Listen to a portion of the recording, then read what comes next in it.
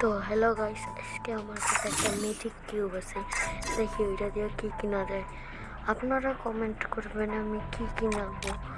এখন আমি কিচ্ছু কিনবো না, আপনারা কমেন্ট করেন।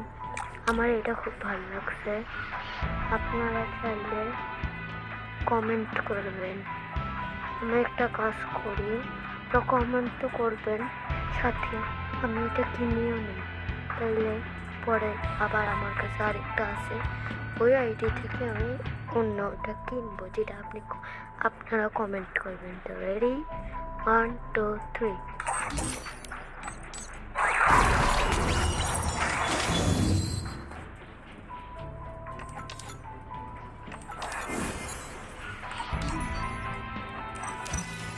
এই দেখেন, চাইলে আমি একটা ম্যাচও খেলি।